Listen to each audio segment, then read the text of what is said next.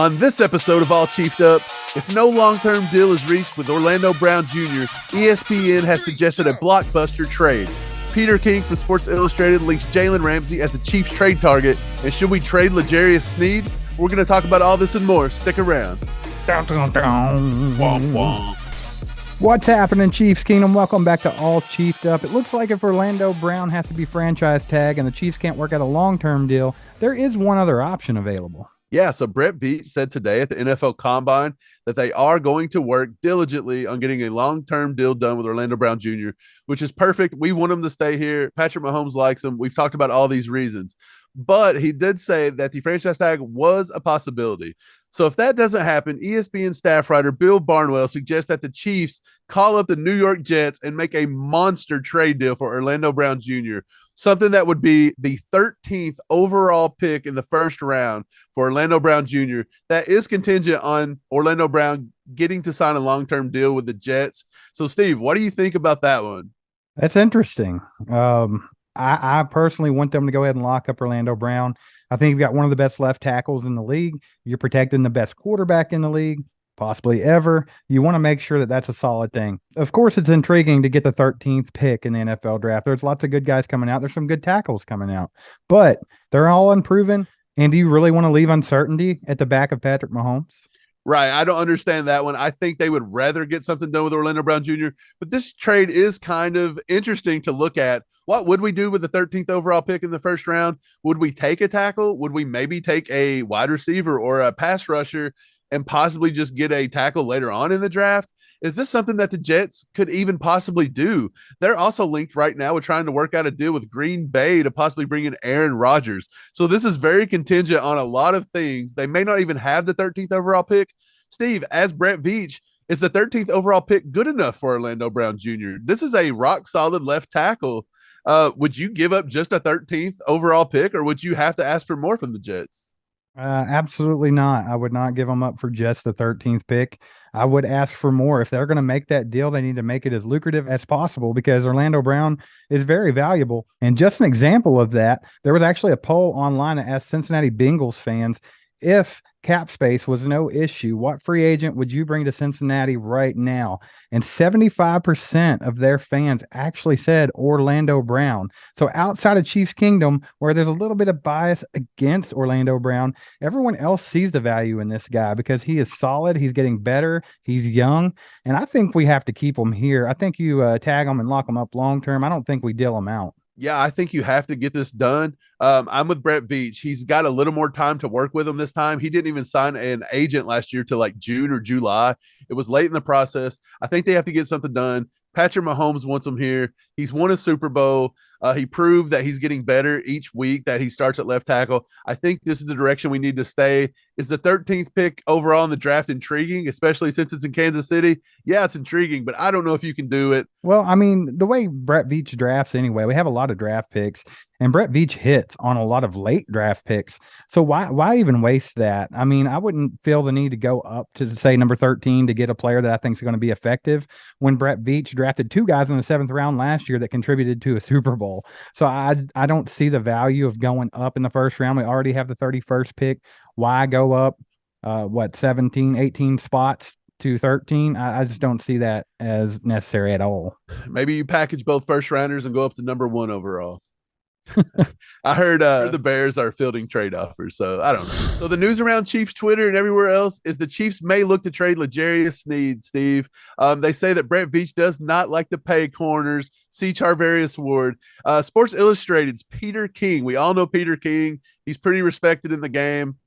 He actually links the Chiefs to trade rumors with Jalen Ramsey as a possible target. Steve, would you rather have Ramsey? Would you rather have Sneed? Do you even think trading Sneed's a good idea? I'm not against the idea of trading Sneed, and it's not for the lack of liking the guy. I think he's amazing, and he contributes like crazy. If you can get a good deal done with Sneed, then do it. I mean, I'm not going to argue with that at all. Trading him, though, seems like the ideal thing to do because that's what Chiefs tend to do with cornerbacks that are good.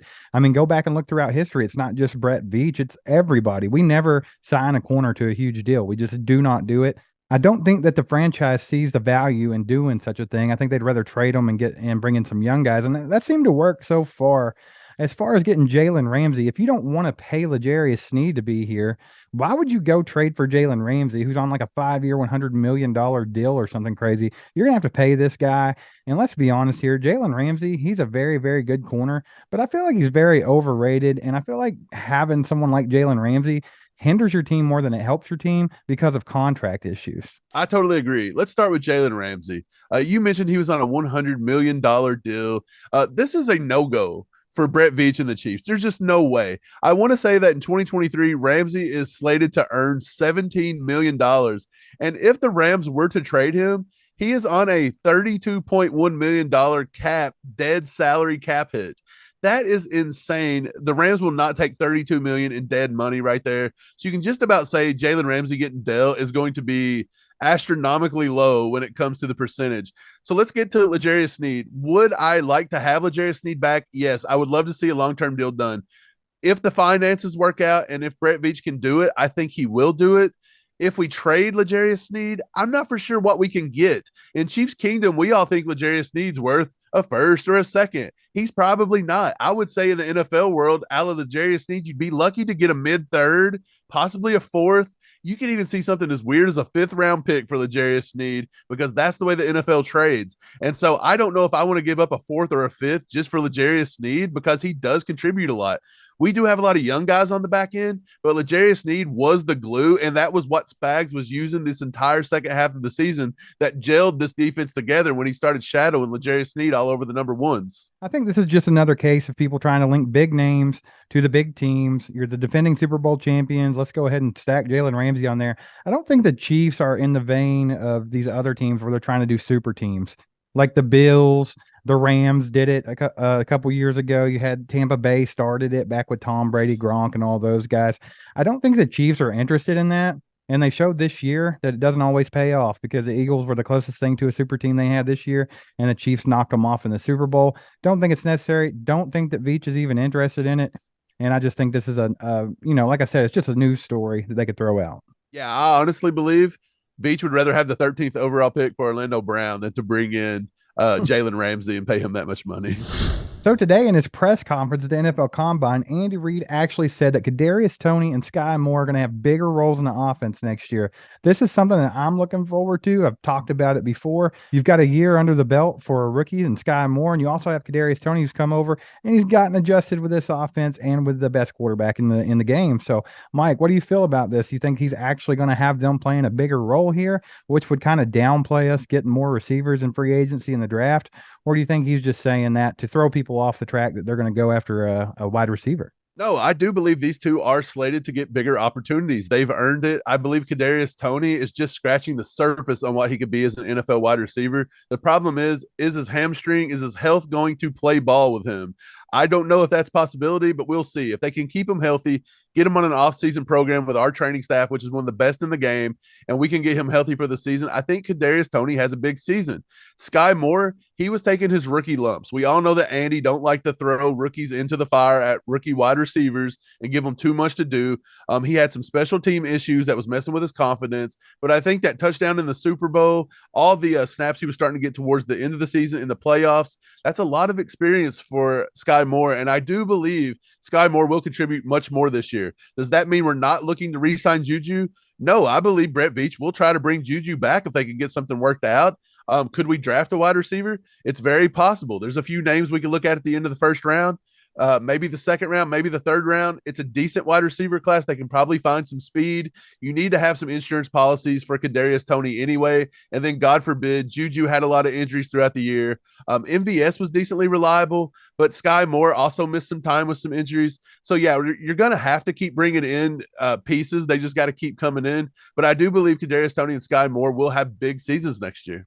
Yeah, for sure. I think this is something that Chiefs Kingdom is forgetting about. You saw everyone get enamored with the athleticism of Kadarius Toney when he came in and like all the possibilities with this guy. He looks like he could be a freak just like Tyreek Hill was on a different level. And they tend to forget about Skyy Moore, our second round draft pick, just because he didn't get a lot of plays this year and he didn't do a lot of flashy things. He still has all the ability in the world to be one of the best receivers in football. They were talking about him being the best receiver in college football 2 years ago.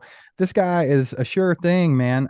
As close as you can get as far as hands go, his physical attributes, his speed, his quickness. Skyy Moore has it all, and I think people are forgetting about that. And the more he develops, and the more Andy Reid relies on him, he could be a big name in the NFL. Yeah, I think Skyy Moore will do good things in his second year as a Chief. Speaking of second years as a Chief, Jerick McKinnon had a great season this year, and it's being said now, evaluated by NFL.com, that with all the free agent running backs on the move, they believe the one guy that will probably stay where he's at is Jerick McKinnon, Steve. Why wouldn't he? He's got a little bit of injury history. He's 31 years old. He's already made it known he wants to come back to the Chiefs. What is your percentage that you would give the Chiefs to re-sign Jerick McKinnon? I think I would put it well above 85%. Yeah, I'm right there with you. I see no reason not to. I think that he will take a good deal to stay with the Chiefs. I mean, he's been here the last couple of years. He won a Super Bowl with the Chiefs. He had a very successful season last year, especially receiving.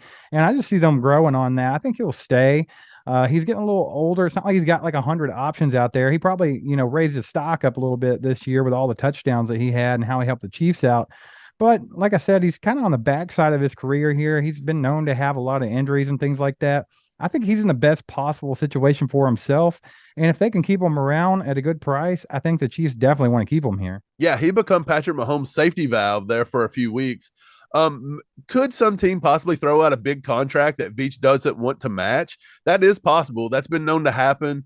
But the league is not really valuing running backs like that, especially 31-year-olds with ACL injuries and all kinds of injuries and stuff. So I could see Jerick McKinnon staying here, and I do believe it's a possibility that the Chiefs will still go out and get somebody else, be it through free agency, be it through the draft. We know we're losing Rojo.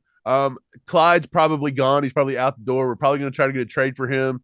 But yeah, we're going to need more running back depth. I don't know where that comes from, but I do believe McKinnon is a good place to start because him and Pacheco has been thunder and lightning. Those two are a good 1-2 punch for our offense. So all of you are probably super familiar with the really popular podcast, Bussin' with the Boys. It's hosted by Taylor Lewan and Will Compton. It's on Barstool Sports.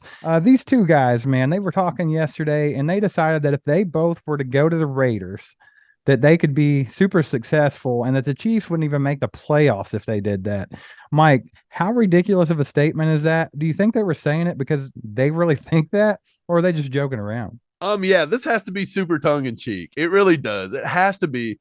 We've already talked about Taylor Lewan. He's a left tackle that never plays. He hasn't played in a full slate of games since 2016, 2017. He only played like 90 snaps last year. Maybe it was like 60 something. It wasn't a lot of snaps. It was less than 100 snaps. And then when you look at Will Compton, this dude played in Washington for 5 years. He played with Tennessee 2 years. He played with Oakland for a couple years. This guy only played 92 career games his entire career. And through all of those, he only had 210 solo tackles. So how he believes that him and Taylor Lewan, the dynamic do-nothing duo, could come in and prevent the Chiefs from even making the playoffs, that's the stupidest thing I've ever heard. That's got to be the most tongue-in-cheek thing just because they hate the Chiefs. If it's not, and that's serious, these two need to be checked for CTE immediately. Absolutely. I mean, what's two 30-plus something year olds going to come in and help the Raiders do anything? First of all, if you can't help the Raiders to improve a little bit, that shouldn't take much, but they're definitely not going to beat the Chiefs. They're not going to keep the Chiefs out of the playoffs. That's just a crazy statement. I think they were just saying it just to get some attention, probably. But those two guys are pretty funny most of the time. But I mean, Will Compton, I think he's just a hater. I think he played with the Raiders. I think that he got spanked by the Chiefs, and I think he's bitter about it because he didn't even pick the Chiefs to make the playoffs last season. We see how that worked out for him. So, yeah, just another stupid thing to say. Taylor Lewan, I actually saw where he was posting on Twitter today where he got cut from the Titans. He got home today, and they had actually just dropped off all of his belongings on his front porch in garbage bags. So he got kicked out, by his ex-girlfriend, basically. Put the trash where it belongs. But I'll tell you what, if the Raiders couldn't make up any ground with a potential Hall of Famer, perennial Pro Bowler, Devontae Adams, these two scrubs aren't going to do anything. So this is a non-issue. Probably something to just get us talking about Busting with the Boys so they can keep swamping our podcast every week. Congrats. Maybe Taylor Lewan is an excellent quarterback and we don't know about it. Will Compton, maybe. I don't know. Maybe they got some Patrick Mahomes in them. We got a little baby Lawan back there in the pocket.